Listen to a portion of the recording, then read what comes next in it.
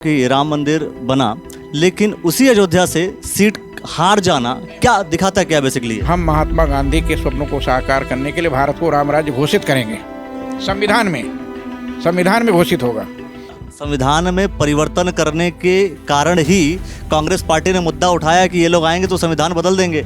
जहाँ पर 90% हिंदुओं की आबादी है वह देश धर्मनिरपेक्ष हो गया।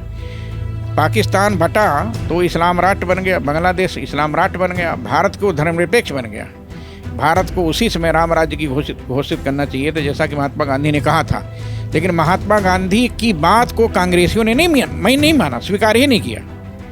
और उसी का ये दुष्परिणाम है कि कांग्रेस मूलतः समाप्त हो रही है, जड़ से समाप्त हो रही है। कि नरेंद्र मोदी जी ने हिंदू राम राज्य की कल्पना को साकार करने के लिए कदम बढ़ाया, हिंदुत्व के लिए कदम बढ़ाया।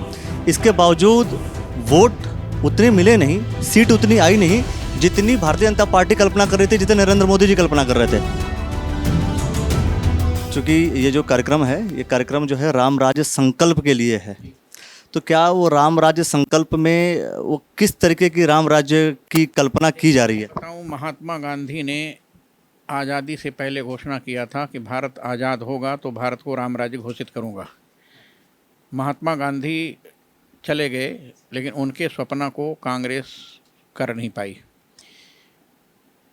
2014 में जब मोदी जी पहली बार भारी बहुमत से भाजपा के प्रधानमंत्री बने, तो प्रधानमंत्री बनने के बाद उन्होंने महात्मा गांधी के स्वप्न को साकार करने का संकल्प लिया और पहला काम किया। 370 धारा समाप्त हुई, 35 समाप्त हुआ, 3 तलाक समाप्त हुआ। फिर 9 नवंबर 2019 को राम जन्मभूमि का सुप्रीम कोर्ट का निर्णय आया कि जहां रामलला विराजमान है वही राम की जन्मभूमि है, जिसके लिए मैंने गवाही दिया था सन 2005 में। 5000 पृष्ठ की मेरी गवाही है हाई कोर्ट की, और उस हाई कोर्ट की गवाही मैंने सिद्ध किया था कि जहां रामलला विराजमान है वही राम की जन्मभूमि है।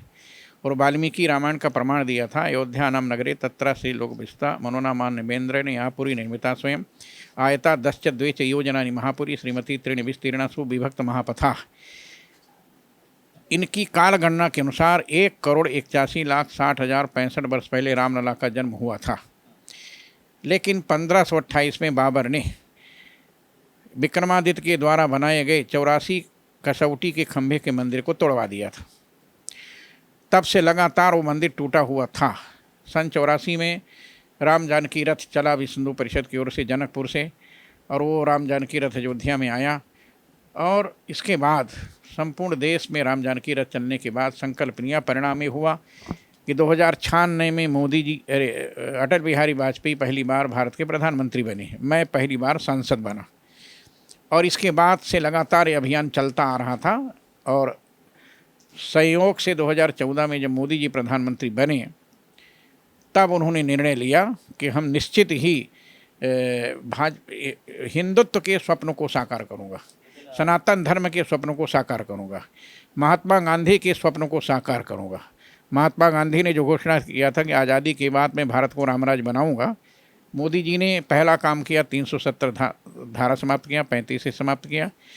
2020 में राम जन्मभूमि का भूमि पूजन शिलान्यास किया 5 अगस्त को, और 2024 में 22 जनवरी को राम जन्मभूमि पर भगवान रामलला की प्राण प्रतिष्ठा किया। 2024 के चुनाव में भारी बहुमत से मोदी जी फिर से भारत के प्रधानमंत्री बनने जा रहे हैं, मुझे ऐसा लगता है। लेकिन देखिए, आप कह रहे हैं कि नरेंद्र मोदी जी ने हिंदू राम राज्य की कल्पना को साकार करने के लिए कदम बढ़ाया, हिंदुत्व के लिए कदम बढ़ाया। इसके बावजूद वोट उतने मिले नहीं, सीट उतनी आई नहीं जितनी भारतीय जनता पार्टी कल्पना कर रही थी, जितने नरेंद्र मोदी जी कल्पना कर रहे थे। ऐसा है कि ये उतार चढ़ाव होता रहता है। धारा कभी तेज रहती है, कभी धीमी रहती है। गंगा की धारा हमेशा एक समान नहीं रहती। ठीक उसी प्रकार से ये धाराएं चली हैं। उन धाराओं का हम स्वागत करते हैं, सम्मान करते हैं। और मुझको पूर्ण विश्वास है कि हमने जो संकल्प लिया था जब सन 84 में राम जानकी रथ चला था, वो संकल्प हमारा पूरा हो गया।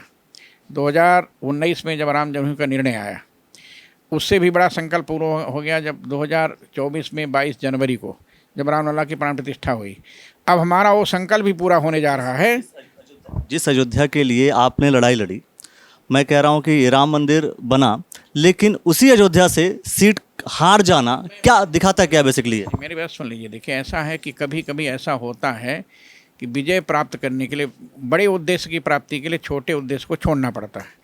तो हम बड़े उद्देश्य, महात्मा गांधी ने जिन उद्देश्यों को लेकर के भारत को सजाया था, संवारा था कि हम भारत को राम राज्य घोषित करेंगे, उसकी ओर हम लोग जा रहे हैं। और भारत को राम राज्य घोषित करने के लिए मैं लगातार अयोध्या में 18 वर्षों से कथा कह रहा हूँ, समझे ना। अभी मैं मैहर में कथा कह के आया हूँ, फिर अमरकंटक में कथा किया हूँ, अभी यहाँ आया हूँ। मुझे विश्वास है कि मैं 1 वर्ष तक लगातार वाल्मीकि रामायण की कथा कहूँगा। और इसके बाद जो संकल्प हमारे हरिद्वार के लोग लेंगे, आज संकल्प लिया आपने देखा होगा, उस संकल्प के आधार पर हम महात्मा गांधी के स्वप्नों को साकार करने के लिए भारत को राम राज्य घोषित करेंगे। संविधान में घोषित होगा, संवैधानिक तौर पर घोषित हो जाएगा राम राज्य। राम राज्य घोषित होगा। जी हाँ, राम राज्य घोषित होगा। हिंदू राष्ट्र तो घोषित हो नहीं पा रहा है, आप राम राज्य घोषित करने की बात कर रहे हैं। राम राज्य में ही हिंदू राज्य है, राम राज्य में ही हिंदू राष्ट्र है। राम राज्य ये इसका बहुत व्यापक रूप है। राम राज्य के आने के बाद ये सभी अपने आप उसमें समाहित हो जाएंगे, इसलिए मेरा कहना है। ये आप बहुत से लोग हिंदू राष्ट्र की बात कर रहे हैं, आप बिल्कुल राम राज्य की बात कर रहे हैं, लेकिन जो मैंडेट मिल रहा है साहब, जो मैंडेट मिल रहा है वो पहले महात्मा गांधी ने कहा था कि हम भारत को राम राज्य घोषित करना चाहते हैं। 70 साल के शासनकाल में कांग्रेस ने उसको पूरा नहीं किया। महात्मा गांधी मर गए बेचारे। सुनिए, महात्मा गांधी के स्वप्नों को साकार करने के लिए मोदी जी भारत के प्रधानमंत्री बने, और उनके स्वप्नों को साकार करने के लिए 2024 में फिर प्रधानमंत्री बन रहे हैं। मुझको पूर्ण विश्वास है कि इस बार महात्मा गांधी के स्वप्नों को साकार करने के लिए भारत को राम राज्य घोषित किया जाएगा। सपोर्ट की हुई सरकार क्या ऐसे मजबूत फैसले ले पाएगी जो पहले ली है? बिल्कुल। इसके पहले भी तो सब लोग सपोर्ट में थे, फिर भी निर्णय लिया। नहीं, एक तरफा नहीं था, सब लोग चाहते थे। भाई नीतीश कुमार भी जय श्री राम बोल रहे हैं, चंद्रबाबू नायडू भी जय श्री राम बोल रहे हैं, फारूक अब्दुल्ला भी जय श्री राम बोल रहा है। कौन जय श्री राम नहीं बोल रहा है? लेकिन सवाल ये हो रहा है कि नीतीश और नायडू हो सकता है चले जाएं इंडिया के गठबंधन में।